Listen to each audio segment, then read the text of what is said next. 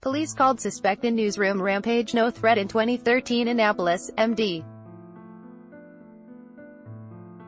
AP, the man accused of killing 5 people at a Maryland newspaper was investigated 5 years ago for a barrage of menacing tweets against staff members, but a detective concluded he was no threat, and the paper didn't want to press charges for fear of inflaming the situation, according to a police report released Friday. The newspaper was afraid of putting a stick in a beehive. Ad choice advertising and red invented by teens. The 2013 police report added to the picture emerging of Jared W. Ramos, 38, as the former information technology employee with a longtime grudge against the capital of Annapolis, was charged with 5 counts of first-degree murder in one of the deadliest attacks on journalists in U.S. history. Advertisement authorities said Ramos barricaded the rear exit of the office to prevent anyone from escaping and methodically blasted his way through the newsroom Thursday with a 12-gauge pump-action shotgun, gunning down one victim trying to slip out the back. 3 editors, a reporter and a sales assistant were killed. The fellow was there to kill as many people as he could, Anne Arundel County Police Chief Timothy Omari said. Ramos, clean-shaven with long hair past his shoulders, was denied bail in a brief court appearance he attended by video, watching attentively but saying nothing. Authorities said he was uncooperative with interrogators. He was placed on a suicide watch in jail. His public defenders had no comment. The charges carry a maximum penalty of life without parole. Maryland has no death penalty. Bloodshed initially stirred fears that the recent surge of political attacks on the fake news media had exploded into violence. But by all accounts, Ramos had a specific, long-standing grievance against the paper. President Donald Trump, who routinely calls reporters liars and enemies of the people, said journalists, like all Americans, should be free from the fear of being violently attacked while doing their jobs. Ramos had filed a defamation lawsuit against the paper in 2012 after it ran an article about him pleading guilty to harassing a woman. The judge later threw it out as groundless. Ramos had repeatedly targeted staffers with angry, profanity-laced tweets. Advertisement, there's clearly a history there, the police chief said. Ramos launched so many social media attacks that retired publisher Tom Marquardt called police in 2013. Omari disclosed Friday that a detective investigated those concerns, holding a conference call with an attorney for the publishing company, a former correspondent, and the paper's publisher. The police report said the attorney produced a trove of tweets in which Ramos makes mention of blood in the water, journalist hell, hitman, open season, glad there won't be murderous rampage, murder career. The detective, Michael Pralley, said in the report that he did not believe that Mr. Ramos was a threat to employees at the paper, noting that Ramos hadn't tried to enter the building and hadn't sent direct threatening correspondence. As of this writing, the Capitol will not pursue any charges, Pralley wrote. It was described as putting a stick in a beehive, which the Capitol newspaper representatives do not wish to do. Marquardt, the former publisher, said he talked with the newspaper's attorneys about seeking a restraining order but didn't because he and others thought it could provoke Ramos into something worse. We decided to take the course of laying low, he said Friday. Later, in 2015, Ramos tweeted that he would like to see the paper stop publishing, but it would be nicer to see 2 of its journalists cease breathing. Then Ramos went silent for more than 2 years, Marquardt said.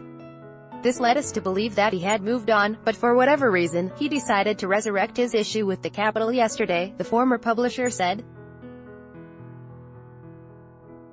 We don't know why. Advertisement, the police chief said some new posts went up just before the killings, but authorities didn't know about them until afterward.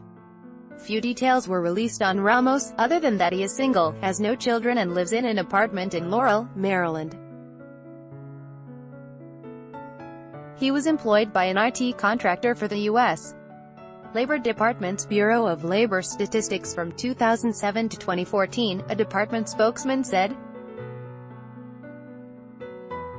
The rampage began with a shotgun blast that shattered the glass entrance to the open newsroom. Ramos carefully planned the attack, using a tactical approach in hunting down and shooting the innocent people, prosecutor Wes Adams said. He said the gunman had an escape plan, too, but would not elaborate. Journalists crawled under desks and sought other hiding places, describing agonizing minutes of terror as they heard the gunman's footsteps and the repeated blasts. I was curled up, trying not to breathe, trying not to make a sound, and he shot people all around me. Photographer Paul Gillespie, who dove beneath a desk, told the Baltimore Sun, owner of the Annapolis paper. Gillespie said he heard a colleague scream, "No," a gunshot blast followed. He heard another co-worker's voice, then another shot. Some 300 officers arrived and began to corner Ramos within 2 minutes, a rapid response that, without question, saved lives, Altomari said. Ramos was hiding under a desk and did not exchange fire with police. Ramos was identified with the help of facial recognition technology because of what the police chief said was a lag in getting results from the computer system used to analyze fingerprints. Police denied news reports that Ramos had mutilated his fingertips to thwart his identification. Two officials told the Associated Press on Thursday night, based on preliminary information, that the gunman may have deliberately damaged his fingers. The chief said Ramos' shotgun was legally purchased about a year ago despite his guilty plea in the harassment case. He also carried smoke grenades, authorities said. Investigators are reviewing Ramos' social media postings and searched his apartment, where Altomari said they found evidence of the planning of the attack. The chief would not give details. Those killed included Rob Hiassen, 59, the paper's assistant managing editor and brother of novelist Carl Hiassen. Also slain were editorial page editor Gerald Fishman, special projects editor Wendy Winters, reporter John McNamara and sales assistant Rebecca Smith. The city of Annapolis announced a vigil for the victims Friday night at a public square near the State House. Associated Press writers Eric Tucker in Washington, Michael Balsamo in Los Angeles, Michael Kunzelman in Annapolis, and Sarah Rankin and Denise Lavoie in Richmond, Virginia, contributed to this story, as did the AP News Research Center in New York.